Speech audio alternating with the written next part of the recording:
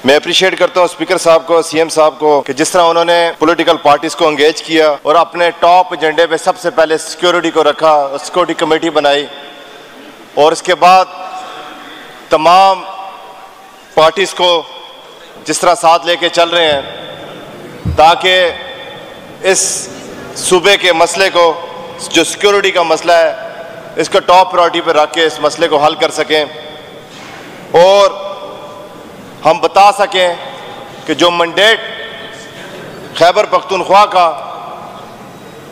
और जो पूरे पाकिस्तान का, बिलखुसूस पाकिस्तान तहरीक इंसाफ इमरान खान साहब को मिला है और बिलखुसूस जिस तरह हमारी हुकूमत यहाँ पे बनी हुई है खैबर पख्तूनख्वा में, हम उसको, इस अवाम को, इस सूबे को, जैसे कि बार बार हम अपनी जिम्मेदारी निभा रहे हैं और हम तमाम इदारों को, तमाम सिक्योरिटी इदारों को ये मैसेज दे रहे हैं कि खुदारा इस मसले को सीरियस लें। कोई बंदा लाला मूसा में बैठ के या फैसलाबाद में चक नंबर 232 में बैठ के ये फैसला न करे कि हमारे खैबर और कबायली इलाकाजात में जो मसले मसाइल हैं उसका हल बमबारी या उसका हल दहशतगर्दी या फोर्स के साथ ऑपरेशन है। हम इस सूबे का मैंडेट रखते हैं, हमें इस अवाम ने सिलेक्ट करके भेजा है, हमें इस चीज़ पे मेजर हम स्टेक होल्डर हैं, हमें इसमें शामिल किया जाए, हमारी राय को अहमियत दी जाए। आपके इदारे के बंदे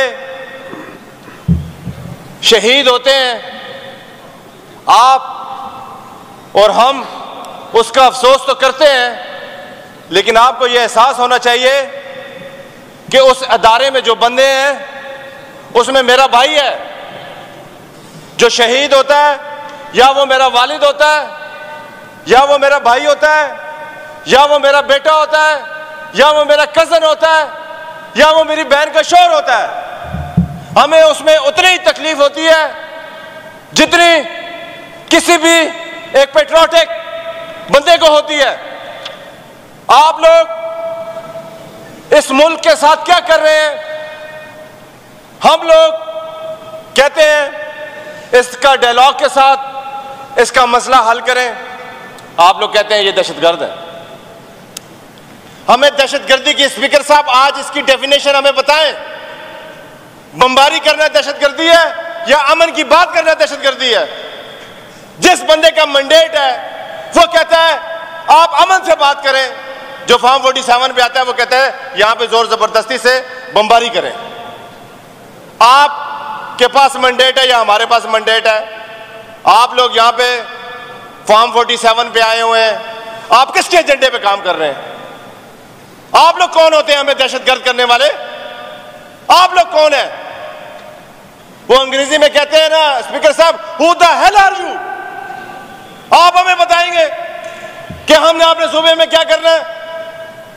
आपके पास मैंडेट नहीं है, आप किस हैसियत से हमें बताते हैं कि यहां पे बमबारी करें? आप यहां पे रहते नहीं है, आपका इस सूबे के हालात का आपको पता नहीं है।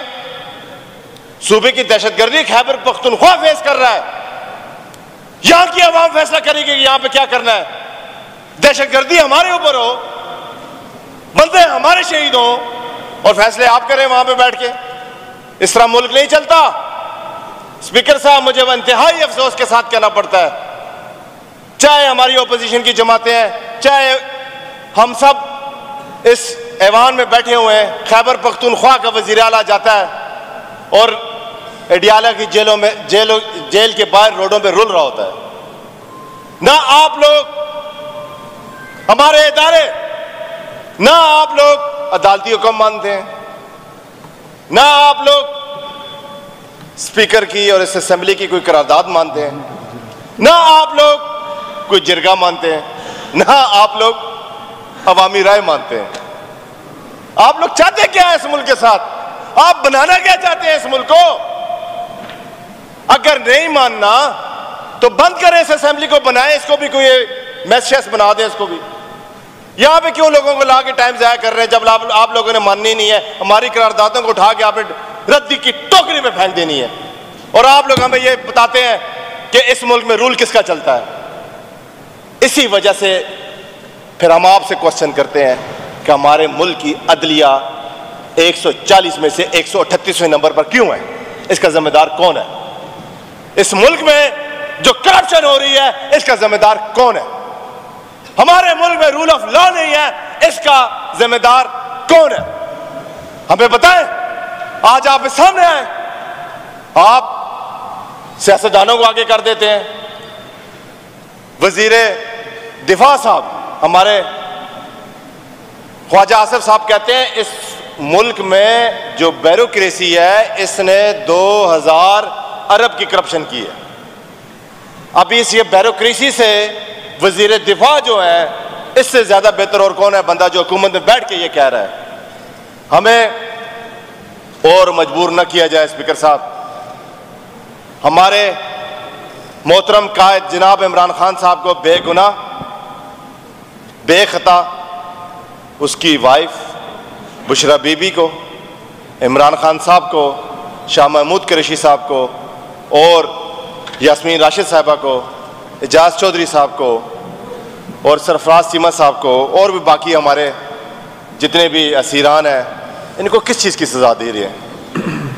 इस मुल्क में इमरान खान जिस तरह कुर्बानी दे रहा है, मैं इस ऐवान से एक बात कहना चाहूँगा कि खैबर पख्तूनख्वा के लोगों से मुखातिब होकर कहता हूँ और इस पाकिस्तान के लोगों से मुखातिब होकर कहता हूँ कि एक बात याद रखिएगा, आप याद रखिएगा, आपके लिए अमन की बात कौन कर रहा है और आपके लिए यहां पे ऑपरेशन की बात कौन कर रहा है? ये याद रखिएगा। इस मुल्क की तरक्की की बात कौन कर रहा है? इस मुल्क पाकिस्तान का झंडे की बात लहराने की, इस मुल्क को आगे लेके जाने की, इस हरे पासपोर्ट की इज्जत की बात कौन कर रहा है? इस मुल्क में खत्म नबूवत की बात किसने की है? किसने यूएनओ में जाके खत्म नबूवत का मुकदमा लड़ा है? किसने यहाँ पे कैंसर हॉस्पिटल्स की बुनियाद रखी है? किसने इस मुल्क में अल-कादर यूनिवर्सिटी की बुनियाद रखी है?